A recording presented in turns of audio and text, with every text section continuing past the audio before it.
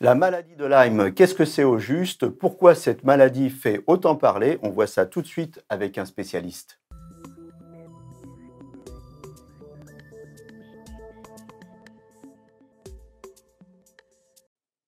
Avec moi sur le plateau, le professeur Éric Côme. Éric Côme, vous êtes chef du service des maladies infectieuses à l'hôpital Pitié-Salpêtrière. Voilà, j'en bafouille. Vous êtes auteur de plusieurs ouvrages, dont Urgence sanitaire, et vous publiez La maladie de Lyme, réalité ou imposture. Et c'est de ça qu'on va parler aujourd'hui avec vous. Alors, ce que je vous propose déjà, c'est qu'on démarre en donnant la définition de la maladie de Lyme. Qu'est-ce que c'est? Bah, écoutez, très brièvement, la maladie de Lyme, c'est une maladie infectieuse qui est liée à une bactérie qui est transmise par une piqûre de tique et qui s'appelle Borrelia burgdorferi, peu importe le terme. Mais voilà comment on peut définir simplement la maladie. Ça s'appelle maladie de Lyme, mais c'est pas du nom du découvreur de la maladie, hein. Non, ça s'appelle maladie de Lyme parce que les premiers cas ont été décrits aux États-Unis dans le Lyme County, donc dans le comté de Lyme, et c'est ça qui a donné son nom à la maladie. Voilà, dans le Connecticut. C'est une zoonose à vecteur. Alors, je voudrais qu'on revienne sur ces deux mots. Alors zoonose, ça veut dire maladie du monde animal, et vecteur, bah, c'est un intermédiaire entre le monde animal et le monde humain. Et là, en l'occurrence, le vecteur, c'est une tique. Alors, une tique, mais pas n'importe quelle tique. Alors, effectivement, c'est très important de préciser que c'est une tique et pas n'importe quelle tique, parce que des tiques, en fait, il y en a des centaines d'espèces différentes à travers le monde, euh, et des tiques d'intérêt médical, c'est-à-dire qui sont potentiellement responsables d'une transmission d'agents pathogènes à l'homme, il y en a en fait très très peu, une quinzaine en France, et encore probablement moins. Et parmi ces tiques, celle qui transmet la maladie de Lyme en Europe s'appelle Ixodes ricinus. Mais c'est pas la même aux États-Unis. C'est pas un bon nom, hein. Ixodes ricinus, C'est pas un très bon nom. ça évoque la ricine, qui est un poison bien connu. Alors, ces tiques, on les trouve quand, où et comment elles opèrent? On va commencer par quand. Alors quand les tiques en fait hibernent l'hiver, donc elles sont actives uniquement à partir du printemps et jusqu'à l'automne. Donc quand la réponse est globalement de avril à octobre-novembre. Où? Ou alors partout, globalement, avec des disparités géographiques quand même importantes. Par exemple, en France, les principales régions où on trouve la maladie de Lyme sont l'Est de la France, la région Alsace-Lorraine, et le Massif central, principalement le Limousin. Mais en dehors de ces régions, on trouve de la maladie de Lyme partout, sauf dans les zones urbaines, en tout cas dans les zones urbaines où ne peuvent pas pénétrer trop d'animaux. Nos petites bébêtes, elles aiment pas l'altitude, hein? Non, elles n'aiment pas l'altitude, donc on dit qu'on ne trouve pas de tiques du genre Ixodes ricinus au-dessus de 1500 mètres d'altitude. Donc si on est phobique des tiques et des maladies de Lyme, on peut aller passer des... On monte très haut, au Voilà, sport exactement. d'hiver. Au-delà des Elles aiment 1000. bien les zones humides, hein, c'est ça? Oui, exact. Bon, surtout, on les trouve dans les forêts, dans les Ouais. prairies, dans les sous-bois. C'est principalement là qu'on les trouve. On a vu où, quand, comment elles piquent, nos petites bébêtes. Alors, elles ne vont pas vous poursuivre, elles ne vont pas vous courir après, elles vont vous attendre bien sagement, posées sur une feuille ou posées sur un brin, et elles vont attendre qu'un animal à sang chaud passe près d'elles. Et dès que cet animal, qui peut être un mammifère ou un homme, eh bien, elles lui sautent dessus, si je peux dire, et elles vont piquer. Voilà, quand elles ont repéré un homme à sang chaud. Voilà, c'est ça, exactement. La prévention. Bah, la prévention, elle est relativement simple, c'est-à-dire que quand on va dans des zones forestières, dans des sous-bois, se promener à la campagne, en région d'endémie, bah, quand on se promène, il faut avoir une couverture vestimentaire correcte. Si possible, il faut imprégner les vêtements avec un insecticide. Il y en a plusieurs qui y sont potentiellement efficaces. Et pour les zones découvertes, c'est-à-dire les mains, par exemple, les chevilles ou les bras, il faut appliquer ce qu'on appelle des répulsifs. Et vous avez d'ailleurs certains produits qui font à la fois office de répulsif et d'insecticide à appliquer sur les vêtements. Donc, on a des produits efficaces sur les tiques. Ça, c'est quand vous vous baladez. Et quand vous faites un pique-nique, eh ben, vous étalez entre vous et le sol un grand tissu, et comme ça, ça vous protège d'un contact direct avec le sol et donc d'un contact avec les tiques. On dit souvent aux randonneurs qu'il faut avoir des vêtements clairs, comme ça on repère plus facilement les insectes. C'est exact. Mhm. On leur dit de porter des vêtements clairs, non pas parce que ça éloigne les tiques, mais parce que simplement ça permet de les repérer plus facilement quand elles se baladent sur vous. Est-ce qu'on doit se méfier des animaux de compagnie? Alors non, pas particulièrement. Alors il est vrai que les animaux de compagnie attirent les tiques, hein, comme les hommes et comme les autres mammifères, mais une tique, une fois qu'elle est sur l'animal, elle ne va pas vous sauter dessus.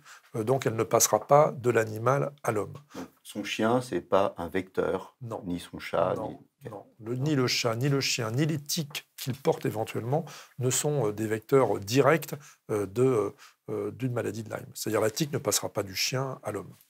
Si on se fait piquer, on a pris toutes nos précautions, on est allé se promener dans la forêt, si on se fait piquer, qu'est-ce qu'on fait? Alors la première chose importante à signaler, c'est qu'il faut repérer la piqûre de tique le plus rapidement possible après la piqûre, si possible dans les heures qui suivent. Donc la première chose à faire, c'est d'inspecter le revêtement cutané. Ce qu'on peut faire, c'est qu'on peut se passer la main doucement comme ça sur la peau, et comme la tique, ça crée une petite boursouflure, eh bien on sentira qu'il y a quelque chose de pas normal sur votre peau. Et après, une fois que vous avez repéré la tique, il faut la décrocher. Alors, il faut la décrocher de façon intelligente, c'est-à-dire en s'efforçant de ne pas laisser les pinces buccales, les pièces buccales de la tique dans la peau. Et donc, il y a des appareils spéciaux qu'on appelle des tire-tiques et qui vous permettent de soulever la tique comme ça avec des crochets, si vous voulez, et en la tournant, on la décroche et on fait en sorte de ne pas la blesser, parce que si on la blesse, elle va régurgiter dans la plaie le contenu de son estomac, et c'est là que Ça peut être embêtant. ça peut être embêtant. Mhm. Alors, on va essayer aussi, si possible, de de pas l'abîmer pour pouvoir la repérer, parce que ce que vous nous avez dit, c'est important, c'est pas toutes les tiques qui transmettent la maladie de Lyme, mais c'est une sorte de tique bien particulière. Je crois qu'il y a une application qui nous permet d'identifier les tiques. Alors effectivement, il y a maintenant des applications qu'on trouve dans beaucoup de pays. D'ailleurs, ça nous vient de nos amis québécois. Et vous envoyez une photo, vous prenez en photo la tique, vous l'envoyez sur un site et on va vous répondre quelle espèce de tique dont il s'agit, qu'est-ce qu'il faut faire, quelles sont les précautions à prendre, est-ce que vous risquez quelque chose. Voilà, c'est de cet ordre-là. Alors, on imagine qu'on s'est fait piquer, on imagine que c'est bien la tique en question qui peut transmettre la maladie de Lyme. Qu'est-ce qu'on fait? Alors, il y a plusieurs choses que l'on peut faire. La chose la plus intelligente à faire, c'est de bien regarder l'endroit où la tique a piqué pendant environ 1 mois, parce que si vous êtes infecté par une tique, et si cette tique vous a transmis la maladie de Lyme, il est très probable qu'apparaisse au niveau de la piqûre une lésion cutanée qu'on appelle un érythème migrant, qui va persister pendant plusieurs semaines et qui a des caractéristiques bien précises qui permettent de le repérer et de l'attribuer quasiment à une maladie de Lyme de façon presque certaine. Donc, c'est ce qu'il faut faire. Cet érythème apparaîtra à l'endroit de la piqûre. Après, on a peut-être été piqué aussi par une autre tique qu'on n'a pas repérée et il peut apparaître aussi ailleurs parce qu'on peut avoir été piqué par plusieurs tiques le même jour. Donc, il faut s'inspecter très régulièrement la peau pour pouvoir repérer cette tache. On ne prend pas les antibiotiques immédiatement. Alors, c'est controversé. Certains proposent de prendre éventuellement un antibiotique juste après la piqûre. C'est proposé d'ailleurs par certains médecins généralistes qui ont affaire à une population un peu anxieuse par rapport aux piqûres de tiques. Mais en France, les recommandations nationales françaises ne disent pas de prendre un antibiotique après piqûre de tique. Oui, parce qu'après piqûre de tique, on n'est pas forcément sûr, déjà, que ce soit une tique qui est porteuse de la maladie Il y a de effectivement Lyme. plein Hein. d'incertitudes. Voilà. On n'est pas sûr que ce soit Mhm. la tique qui va transmettre la maladie. Ouais. Même si c'est la tique qui transmet la maladie, on n'est pas sûr qu'elle va être infectée. Ouais. Et même si la tique est infectée, on n'est pas sûr qu'elle va transmettre la Voilà, maladie. on va revenir en détail sur tout ça derrière. Donc, justement, toutes les piqûres de tique ne donnent pas la maladie de Lyme, et même si la tique en question est bien la tique incriminée. Alors, justement, on va revenir sur ces probabilités d'infection. Alors, oui, c'est important de savoir que, par exemple, en France, selon les régions, les pourcentages de tiques infectés par la bactérie de la maladie de Lyme sont très variables d'une région à une autre. Et de toute façon, dans aucune région, vous avez 100% des tiques qui sont porteuses de la bactérie. Au pire, c'est 15% des tiques qui sont porteuses de la bactérie. Ça peut parfois être un peu plus, mais en tout cas, c'est jamais au-delà de 20% par exemple. Ça dépend énormément des régions. Donc vous avez des régions où vous avez beaucoup de tiques qui portent la maladie, puis d'autres où vous n'avez pas beaucoup de tiques qui portent la bactérie. J'avais lu que globalement en France, c'était à peu près 5% des tiques qui portaient la bactérie. En moyenne, c'est 5%, mais ça varie selon les régions de 0% ou 1% à 15-20%. Alors, sur ces 5%, on va dire, pour simplifier, de tiques qui portent la bactérie, c'est pas parce qu'on se fait piquer par une tique qui porte la bactérie qu'on va développer une forme grave. C'est quoi à peu près la proportion? Alors la proportion, c'est moins de 15%. C'est-à-dire que même si on est infecté par une bactérie, par une tique qui peut vous transmettre la bactérie parce qu'il s'agit de la fameuse tique Ixodes ricinus, même si cette tique est infectée, son pourcentage, le risque de transmission à l'homme est inférieur à 15%. Donc, si j'ai bien compris, le risque, c'est 15% des 5%. C'est-à-dire que globalement, sur toutes les tiques, il y en a 5% qui vont pouvoir me contaminer. Et sur ces 5%, quand on est piqué, seuls 15% vont évoluer en forme grave. En forme, même pas en forme grave, vont évoluer vers une maladie de Lyme qui le plus souvent est révélée par des formes classiques qui n'ont rien de grave. Donc ça veut dire que cette maladie dont on parle beaucoup, en fait, elle n'est pas si courante. Effectivement, elle n'est pas si courante. C'est très important à préciser parce qu'il y a plusieurs choses qui témoignent du fait que cette maladie, en tout cas, même si elle est fréquente, n'a pas, en termes de santé publique, un impact considérable. Il y a plusieurs choses qui en témoignent. Première chose, il y a des milliers de consultations pour maladie de Lyme auprès des médecins généralistes qui prouvent bien que la maladie est présente, mais il y a très peu d'hospitalisations, ce qui prouve bien que la maladie, si elle est présente, est très peu grave, puisque globalement, il y a moins de 1000 hospitalisations par an pour maladie de Lyme. Voilà. Et par ailleurs, même dans les professions qui sont très exposées à la maladie de Lyme, comme les forestiers par exemple, ou d'autres métiers de la forêt, il y a très peu de longues maladies pour Lyme, par exemple. Il y a très peu de personnes qui se déclarent des maladies de Lyme. Parmi les gens qu'on vous envoie et qui viennent vous consulter en vous disant professeur, je viens vous voir parce qu'on m'a dit que j'avais une maladie de Lyme. Combien en ont vraiment une et combien sont mal adressés finalement? Alors, on a effectivement fait cette étude dans le service, mais nos résultats rejoignent des études qui ont été faites ailleurs en France et encore plus qui ont été faites aux États-Unis dans les années 90. Donc en fait, c'est quelque chose qui est connu depuis très longtemps.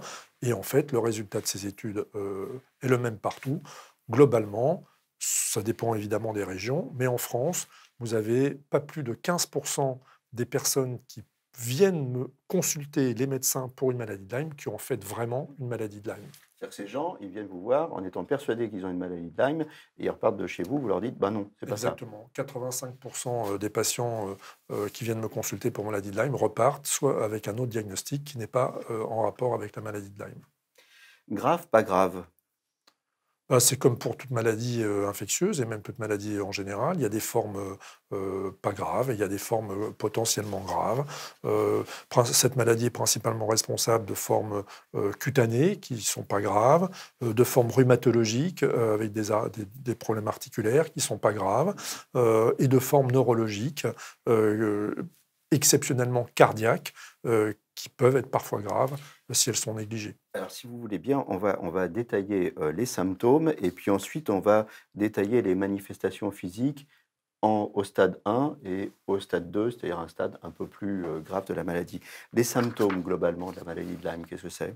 Alors les symptômes, ils dépendent un peu des stades, comme vous venez de dire. Alors on peut raisonner soit de façon évolutive dynamique, c'est-à-dire en fonction des stades successifs de la maladie, ou on peut raisonner en fonction des signes que peut donner la maladie en général. Donc il y a des signes cutanés, il y a des signes rhumatologiques, il y a des signes neurologiques, et puis exceptionnellement, il y a d'autres formes, par exemple cardiaques ou ophtalmologiques, mais qui sont absolument exceptionnelles. Au stade 1, c'est quoi? Fièvre, Alors, frisson, fatigue, maux de tête, des choses comme Alors, ça? le stade 1, en fait, c'est le stade qui correspond à la piqûre, hein, et à la pénétration de la tique dans l'organisme et à la réaction cutanée qui en est la conséquence et qu'on appelle un érythème migrant, dont on a parlé tout à l'heure. Et cet érythème migrant, c'est la première manifestation de la maladie et ça peut être associé. Et donc, c'est une manifestation cutanée, limitée à la zone qui entoure la piqûre et qui peut être éventuellement associée à des signes généraux dont vous venez de parler. Parfois un peu de fièvre, de la fatigue, des maux de tête, mais c'est plutôt inconstant. Ce qui est constant, c'est la tâche. Alors, ce qui est constant, c'est la tâche. Par contre, la tâche, peut-être, on la remarque pas forcément, alors qu'on remarque qu'on a de la fièvre, des maux de tête, et c'est le problème, parce que c'est des maladies, c'est des signes qui peuvent être attribués à plein d'autres maladies. Alors, la fièvre est quand même très inhabituelle, Mhm. euh, alors que la tâche, elle, est assez constante. Alors, mais effectivement, vous avez raison de souligner que cette tâche, on ne la voit pas toujours. Alors, pourquoi on ne la voit pas toujours? D'abord, c'est une tâche qui est un peu rouge, mais parfois, elle n'est pas d'une rougeur extrême, si bien qu'il est difficile de la voir, même sur peau blanche. Et par ailleurs, des fois, elle est localisée à des endroits où vous ne pouvez pas la voir, parce que, elle est, par exemple, sur vos fesses, et vous n'allez pas vous examiner les fesses tous les jours. Et on la repère pas parce qu'elle est indolore, c'est ça? Elle est indolore, Oui. effectivement. Donc, elle peut passer Elle peut passer totalement inaperçue. Après, inaperçue. elle peut avoir une taille quand même assez considérable, de plusieurs centimètres. Donc, on peut quand même la repérer quand on fait attention. Stade 1, on a cette tâche, elle est légèrement boursouflée, elle peut Elle n'est pas très évoluer, boursouflée, mais elle est plus ou moins étendue. mais plus ou moins Voilà. étendue. Bon, est-ce que ça évolue toujours vers un stade 2? On a vu que non. Alors qu'est-ce qui se passe? Ça Alors, régresse cette automatiquement? tâche, si vous dépistez la maladie à ce stade-là, il n'y a aucun problème, hein. Le malade guérit très facilement sous traitement antibiotique. Si vous ne le dépistez pas à ce stade-là, il peut évoluer. Alors, la plupart du temps, il va guérir tout seul et il n'en entendra plus jamais reparler. Simplement, il va positiver sa sérologie, qui sera le témoignage du fait qu'il a été infecté par la bactérie. Et puis, un petit pourcentage de ces patients-là vont évoluer vers d'autres stades qu'on appelle disséminés et pour lesquels on distingue les stades disséminés précoces et disséminés tardifs. Alors c'est important, hein, c'est il peut évoluer, c'est pas il va évoluer, c'est Mm. pas obligatoire, C'est il pas, peut évoluer. il peut évoluer. Voilà. Et vous avez parlé de la sérologie. La sérologie, c'est ce qui va signer véritablement la présence de la maladie, si on a un doute, hein, La présence de la maladie ou de l'infection, ou de hein, l'infection. puisqu'on peut avoir été infecté Infecté, mais pas. sans être malade. Absolument. Le stade 2, alors. Alors le stade 2, c'est ce qu'on appelle le stade disséminé précoce, hein, c'est les 6 mois qui suivent la piqûre. Et Donc, si c'est les 6 mois, excusez-moi, je vous arrête parce que c'est important. Si c'est les 6 mois qui suivent la piqûre, ça veut dire qu'il va y avoir un pic d'infection en fonction justement de l'hibernation des tiques. alors effectivement, ça n'apparaît pas tout de suite. Donc mettons que vous êtes piqué à début de la saison des tiques, vous êtes piqué en avril, vous allez faire des signes à partir du mois d'août, par exemple, de juillet, août, septembre. Et c'est là que vous allez rentrer à l'hôpital. Donc les malades qui consultent pour des signes cutanés du stade 1 consultent plutôt tôt dans la saison estivale, entre guillemets, et les malades qui consultent pour des formes un peu plus sévères sont hospitalisés plus tard dans la saison euh, pour, pour ces manifestations. Alors, il y a des atteintes neurologiques dans 50% des cas, hein, Oui, graves, c'est il y a ça? des atteintes rhumatologiques et neurologiques, c'est les deux plus fréquentes. Les atteintes rhumatologiques sont plus fréquentes aux États-Unis qu'en France, alors que les manifestations neurologiques sont plus fréquentes en France qu'aux États-Unis. Mhm. Et il y a des atteintes cardiaques très rares. Il y a des atteintes cardiaques qui sont absolument exceptionnelles, mais qui sont décrites, dont on ne peut pas nier l'existence. Le diagnostic, alors si on se résume, parce que c'est important, hein, on a vu que c'était une maladie où il y avait beaucoup de confusion autour du diagnostic de cette maladie. Si j'ai bien compris, il y a 3 types d'arguments qui caractérisent véritablement la maladie. Oui, On les rappelle. en maladie infectieuse, il est toujours bien d'isoler l'agent pathogène, mais malheureusement, pour la maladie de Lyme, on ne peut pas isoler l'agent pathogène pour des raisons qu'on ne va pas discuter ici, mais c'est un agent qui est difficile à trouver et à cultiver. Donc, il n'y a pas 36 solutions. Dans ces cas-là, le diagnostic repose sur un faisceau d'arguments. Et dans le faisceau d'arguments, il y a 3 choses principales. Le premier argument, c'est épidémiologique, c'est-à-dire vous devez quand même avoir été exposé aux piqûres de tiques dans votre jardin, lors d'une balade en forêt, en région d'endémie, pendant la période de transmission. Faut ces 3. Deuxièmement, il faut avoir des manifestations cliniques qui sont compatibles évidemment avec la maladie de Lyme, c'est-à-dire les manifestations dont on a parlé tout à l'heure, cutanées, rhumatologiques, cardiaques ou neurologiques. Et puis troisièmement, il faut avoir une sérologie positive, tout en sachant qu'il y a un piège, mais dont tout le monde est au courant, c'est-à-dire que la sérologie ne va pas se positiver avant, disons, 6 semaines pour être large, après la piqûre de tique. Très rapidement, le traitement. Le traitement, on peut être très rapide parce qu'en fait, il est très facile. Il y a 3 classes d'antibiotiques qui marchent. Et en fait, on utilise principalement 2 classes d'antibiotiques, voire même de plus en plus un seul antibiotique, qui est la doxycycline. Et les autres antibiotiques, il y a un antibiotique qu'on peut donner par voie intraveineuse ou par voie intramusculaire qui s'appelle la ceftriaxone. Mais globalement, entre la ceftriaxone et la doxycycline, on traite 100% des malades. 100% des malades, c'est important, y compris sur les formes graves. Alors, parler de forme grave, il n'y a pas de forme qui engage le pronostic vital. Oui. Il n'y a pas de mort de la maladie de Lyme. On ne parle pas du Covid. Donc, les formes de la maladie de Lyme potentiellement mortelles sont absolument exceptionnelles. C'est les atteintes cardiaques qui sont rarissimes. Il faudrait encore qu'elles soient mal prises en charge pour décéder. Donc, je pense qu'il faut vraiment rassurer les gens et leur dire que les formes graves de la maladie de Lyme, si elles existent, sont absolument exceptionnel, à tel point, c'est que moi, personnellement, je n'en ai jamais vu en 30 ans d'expérience. Absolument. Donc, dans tous les cas, le traitement par antibiotique fonctionne. Le traitement par antibiotique fonctionne, quel que soit le stade de la maladie, même dans les stades tardifs. Est-ce qu'il y a des vaccins Alors, actuellement, non. Il n'y a pas de vaccin, mais il y a quelques recherches sur des vaccins, et notamment, il y a 1 ou 2 vaccins, surtout un qui sera probablement commercialisé dans les années qui viennent, si on confirme son efficacité par les essais cliniques. Société française, c'est Valneva. C'est une société française. Voilà. La sérothérapie, ça existe? Alors la sérothérapie existe, c'est tout simplement administrer des anticorps avant pour éviter la maladie. Ça existe, mais pas en France. Voilà, donc on ne vous la proposera pas. Et même aux États-Unis, elle a été l'objet de recherche, mais elle n'est pas rentrée en pratique courante, sauf erreur de ma part. Et pourquoi? Parce qu'en fait, c'est pas nécessaire. On donne un antibiotique et ça se calme. Voilà, exactement. Et puis par ailleurs, comme on l'a vu tout à l'heure, non seulement toutes les tiques ne transmettent pas la maladie, mais en plus elles ne sont pas toutes infectées. Alors on arrive bientôt au terme de cette émission. C'est important de consacrer un peu de temps sur les polémiques. Pourquoi autant de passion et d'incompréhension autour de cette maladie? Parce que là, on va se prendre des volets de bois vert sur les réseaux sociaux, j'en suis sûr, avec cette émission. Pourquoi? J'en suis navré que ça débouche sur ces problèmes-là, et je suis le premier à le regretter. Pourquoi? Écoutez, je ne sais pas, à dire vrai, parce que c'est un phénomène qui est très connu, en fait, qui a été reconnu aux États-Unis, c'est-à-dire le phénomène de surdiagnostic et de surtraitement de la maladie de Lyme, c'est-à-dire attribuer à tout problème la maladie de Lyme et la traiter comme telle. Ça, c'est un problème qui a été reconnu aux États-Unis dans les années 90, c'est-à-dire il y a 30 ans quasiment. Donc, c'est un phénomène qui a été très bien décortiqué par les Américains. Et pourquoi ce phénomène arrive en France maintenant? Enfin en tout cas depuis une dizaine d'années, je suis incapable de vous le dire. Je pense que, enfin si, j'ai des explications d'ailleurs que je discute dans le livre, mais je pense qu'il y a un vrai problème de formation des médecins à la prise en charge de ces malades qui sont difficiles effectivement, mais pour autant, c'est pas parce qu'ils sont difficiles qu'il faut leur mettre dessus l'étiquette maladie de Lyme et puis les laisser tomber avec cette étiquette. Donc en fait, si j'ai bien compris ce que vous dites, il y a un surdiagnostic de la maladie de Lyme. Il y a des tas de gens à qui on dit vous avez la maladie de Lyme, ils ne l'ont pas. Ça débouche sur une errance médicale parce qu'ils prennent des traitements qui ne sont pas efficaces, bien évidemment, puisque c'est des traitements pour la maladie de Lyme et eux, ils ne l'ont pas, donc ça ne marche pas sur eux. Et ces gens-là qui sont en errance médicale, ils sont aussi la proie de charlatans parfois. C'est un peu aussi une des raisons pour laquelle j'ai écrit ce livre, parce que je me suis rendu compte qu'effectivement, il y avait une véritable errance diagnostique, il y avait une errance thérapeutique.